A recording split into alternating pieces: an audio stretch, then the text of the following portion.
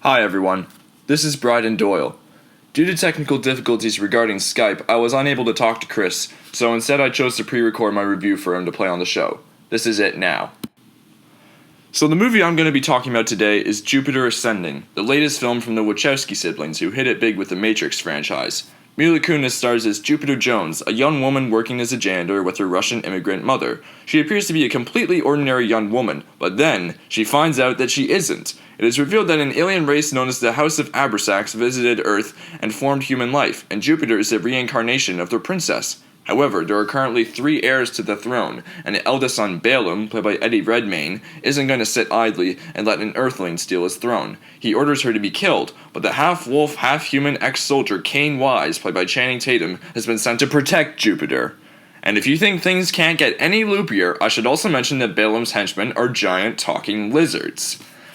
Okay, so the Wachowski siblings, their films don't always work, but I often admire their craftsmanship and ambition.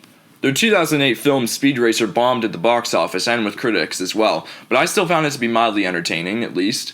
And Cloud Atlas, their 2012 sci-fi epic which told 6 stories and had many of the same actors in those stories, was a movie that critics either loved or hated, but I thought it was one of the best movies of 2012. As for Jupiter Ascending, that was a movie that was supposed to come out last summer, because the directors had to finish up adding special effects shots. Unfortunately, while the final result could be called ambitious, it ultimately left me cold. Now, I happen to like Mila Kunis a fair bit. In movies like Friends with Benefits and Forgetting Sarah Marshall, she showed that she had real spark and a very likable screen presence.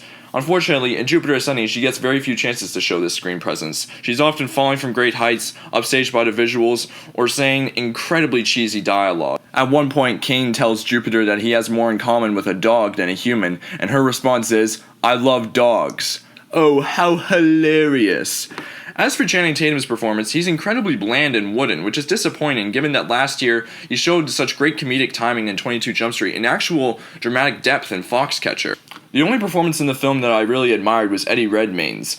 It's not necessarily a good performance because he's so over the top, but it's also so hilariously campy that I was entertained whenever he was on screen. I wish that there had been more of him. In fact, I'm going to play an audio clip from the film's trailer to give you guys a taste of just how wonderfully over the top Redmayne's performance is. I want her found, and I want her dead. That thing that Eddie Redmayne does where he whispers really quietly and suddenly screams his head off is hilarious to listen to, no matter how many times you hear it.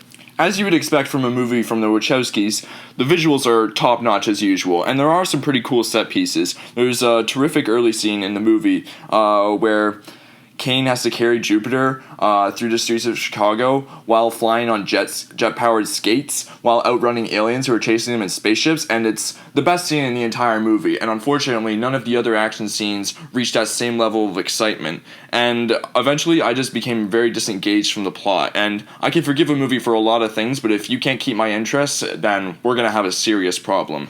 So, at the end of the day, Jupiter Ascending has some strange, interesting ideas, but it never really comes together as a full-fledged film. I give it 1.5 stars out of 4. It's a real disappointment.